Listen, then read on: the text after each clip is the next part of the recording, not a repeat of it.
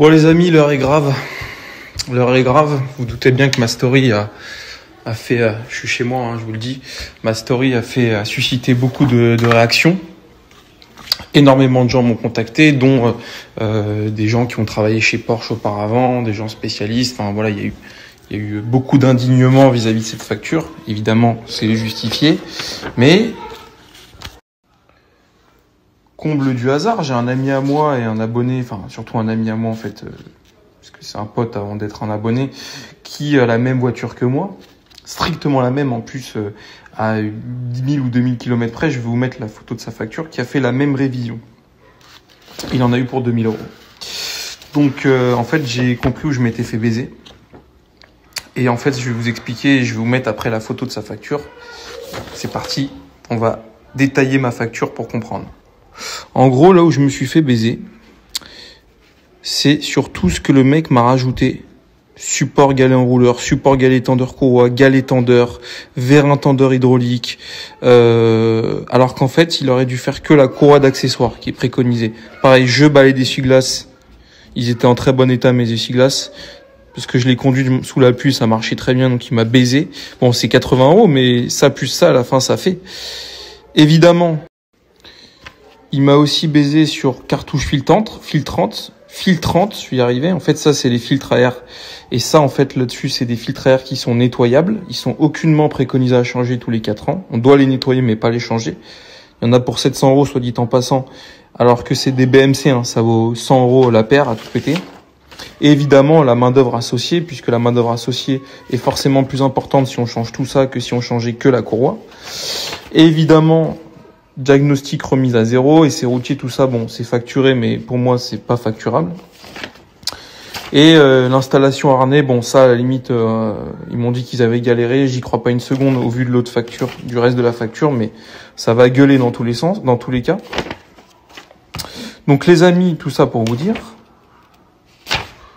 Tout ça pour vous dire. Je vais vous mettre la photo de la facture de mon pote. Vous verrez, je vais tout cacher, mais je vais laisser la voiture et ce qui a été fait et ce qui a été facturé.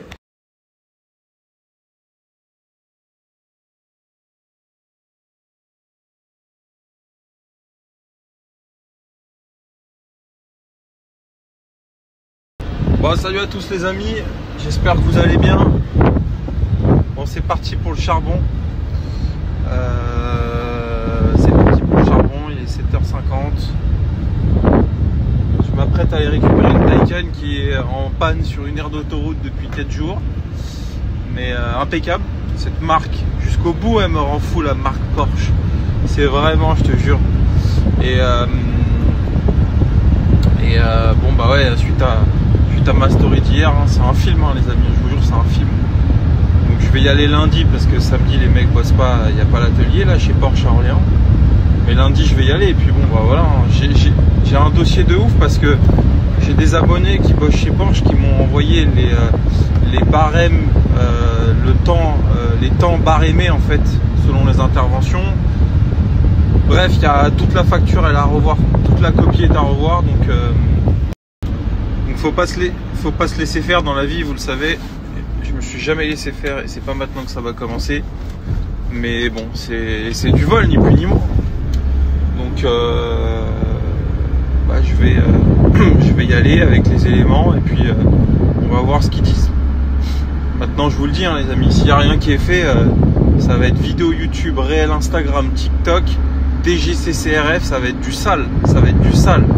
Pour une facture de merde, en plus ça représente rien pour leur chiffre annuel. Enfin toi c'est vraiment... Donc on va voir, écoute. Mais je l'ai en travers de la gorge.